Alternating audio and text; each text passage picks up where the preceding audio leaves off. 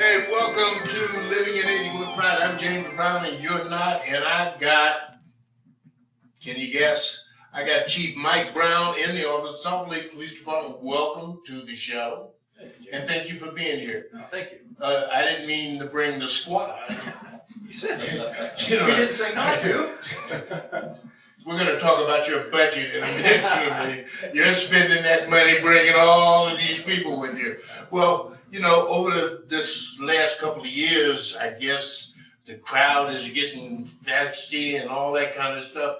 I want to talk about aging, but I want to talk about what you're doing to deal with this divided, diverse conversation about law enforcement.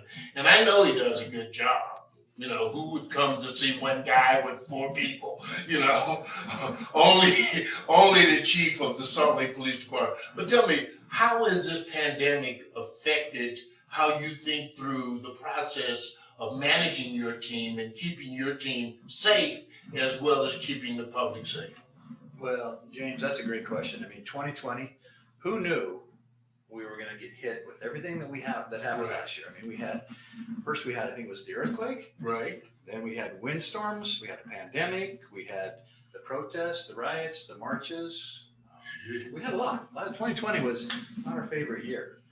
But with all that, the pandemic was tough because, I mean, can you imagine being in a profession where you have to don protective gear, Right. eyeglasses or shield, mask and gloves, and everything you do is done that way. So many of the interactions we have are face to face, person to person, but when you put all that other stuff on, it's really, really, really hard. And it makes it difficult to think you can communicate.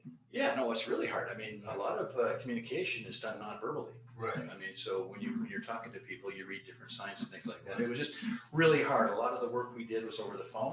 We would call people and talk to them. So it wasn't our favorite time either, but it was something we got through. Right. Despite all those restrictions, things we had to do, all that protective gear, the PPE that we wore, we still went to every call. Right. I even went out and donned some of that stuff myself. Let me tell you, that is hard. You know, during the heat of the summer. This is a true confession, ladies and gentlemen. The chief is telling us he's not in shape. That's what I'm talking about. Yeah. Anyway, the pandemic was tough. Right. But we got through it. You made it through it.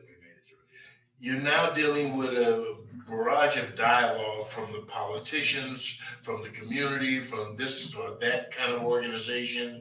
How do you filter through this?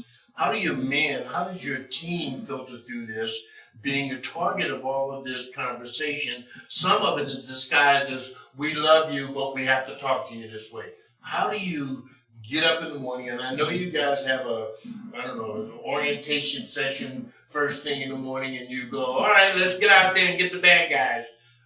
And they go, who is that? How do you do that? The hard part, it was hard, but right. But you have to remember what our job is. Our job is to protect and serve. Right. Really, that's job number one. And so, really, all these folks here in the studio with us today, we all got into this profession because we wanted to serve. Right. We wanted to serve the community. And I'm telling you, the officers of the Salt Lake City Police Department, that is all they really want to do, is serve the communities of Salt Lake City. So really, the focus is not hard. There were a lot of difficult things that happened this year, but in their hearts, that's what they want to do, is serve. You heard it right here. All they want to do is serve. So we've got to figure out as a public, as a community, how to allow that to happen. And part of our job as a community, we've got a couple of things to do too. We've got to try to keep our community safe. We've got to make sure we're looking at the bad guys and say, you can't be a bad guy here. That's your job as a community. If you want to live well, be well, and do well, you got to do something. Right. No, you're right. I mean, our biggest partner in crime fighting and everything we do is the community. I mean, that's our best partner. The hard part with 2020 is, you mentioned pandemic, but also through the course of last year, we lost a lot of officers. Right. To date, I think we have 63 vacant positions within the police department. Why is that? Well, policing in the capital city, not only Salt Lake City, but across the country, is tough. Right. No other police department dealt with the protests, the marches, the riots, and things that we deal with. We went on 123,000 calls for service last year. That's up 15%. So we've had some people leave to go to other agencies, and our wages have not kept up. Look, we're not going to get rich being a police officer, but to have the best officers to do this job at the requirements that we want and that our community wants, we need to pay our officers better. And so last week, Mayor Mendenhall had worked very hard with the council and myself and the unions to negotiate a really nice wage increase for our officers, and they deserve it. They really do. You know, I asked the mayor to marry me. She said she was married. This is really wow. The mayor's married. Look at him. What did I care? But so she's got another double-edged sword, trying to orchestrate a system for you that's going to work. Right. Reduce budgets, the fact that this whole process has caused many officers to leave the force. And I mean, I'm looking at a sheet here that tells me, jobs are offering 100,000 intelligence analysts, 95,000 K for cynic accountant, 72,000 bodyguard, 65. No wonder I can't get a bodyguard. 65K.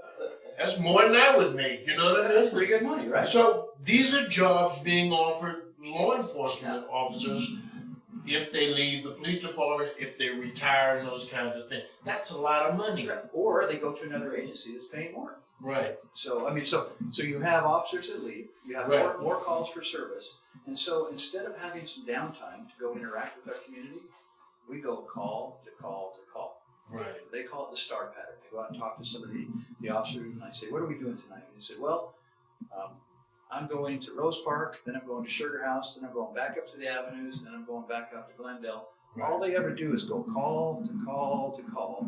They get there usually when the crime has been committed and just take a report. There's no proactive police work because they don't have any time. And so when you talk about building relationships with our community, what we need to do is get our staffing levels back up, so that we can have some proactive time, so we can drive through the neighborhoods that we police, so we can wave to the kids and maybe have an ice cream or play a pickup game. Like the old days, eat an apple from the fruit stand that you didn't pay for, No. Get a donut.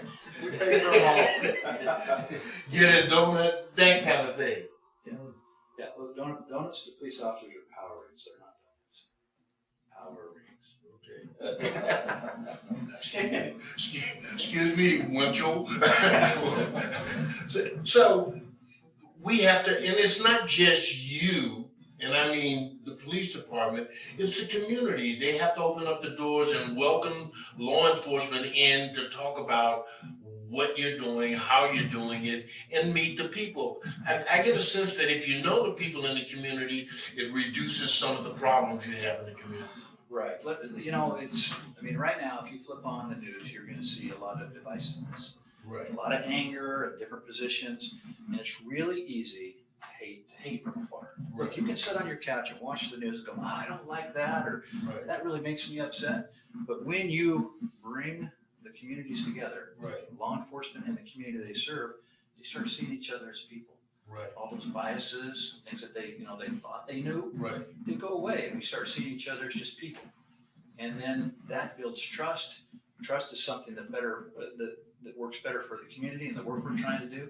And so we now build those relationships, and that's what policing is about, building relationships. Years ago, we used to have a program when D.D. Cardini was mayor, and it was a community block grant group, and we would go into the communities and we'd hold these meetings and talk about what needed to happen in the community. Do we need those I'm kind of like, I don't like the you gotta do this kind of thing. We need to create a welcoming kind of let's all get together kind of thing on a regular basis, find out what our issues are in the community, talk about them, and figure out how to resolve them with everybody involved. In law enforcement, whether you know this or not, is a part of the same community you live in. So you got to start paying attention to that. They live where they work. They work where they live. So get that in your brain. I'm James Brown. I'm talking with Chief. What's your name again, sir? Mike Brown. That's my brother. talking about how you can get involved in what's happening with law enforcement. And unfortunately, these shows don't last long. But I think what I'm trying to do and what we're trying to do is to give you a linchpin to understand the better resolution is communication. Talk to whomever you think you know in law enforcement. And you know what? Invite them to dinner. Now, that's when you really get serious. Fix a nice plate of food, tell them it's not an apple or a donut, but you can come over and get some food, and you'll find everybody's going to be friendly to one another. And talk about your problems, talk about what you need. A lot of times domestic problems are a catapult to more serious issues. Yeah, they are. And so this is a way to diffuse some of that by creating a relationship with the law enforcement community. Yeah. You mentioned some of these block grants, some of these different opportunities for resources. A while ago, we used to have midnight basketball. You remember that? Yes. It was a Pell Grant. Yes. Well, Lieutenant Yvette Zayas right there on the other side of the camera, she's working on a Pell Grant right now. So we would love to have that where law enforcement, police officers become coaches to the youth within our community. So what can we do to help push that? Well, it's going. We're going to do it. It's just that's the mindset that we need to start talking about. When we come together, law enforcement and the community, that's the mindset we need to have. Is how can we further the relationships? Because young people, they want to belong to something. If we don't give them a positive track or something positive to be along, they'll find something else, gangs or whatever it might be. Let's get them into a program, basketball, whatever it might be, where we can build those, mentor and teach and build those relationships. I think we misunderstand law enforcement. The word sits way up here, policing sits down here, and we need to tie them both together. But there's so much you can be if you learn how to be a good police officer. There's so much in this industry that you can be if you just choose this as a career. So while you're going to school, learn about law enforcement, learn about policing, and you'll find you might be in the best career cycle in your life. And that's it. So what happens to all these wonderful individuals who retire? Where do they go? I mean, I pointed out some of these jobs, and I'm going to say, whoa, where do they go? Well, some of them just retire. Some of them just enjoy, a long, hard career. My father started with the Salt Lake County Sheriff's Office, and he did a 30-year career. Right. And he retired, and he didn't do anything else. But a lot of law enforcement, they retire and they go back into the communities, where they live, and they volunteer. Or a lot of them will get jobs. We have several of the officers that come back to the Salt Lake City Police Department on a part-time basis and take different reports, work the front desk, different things like that.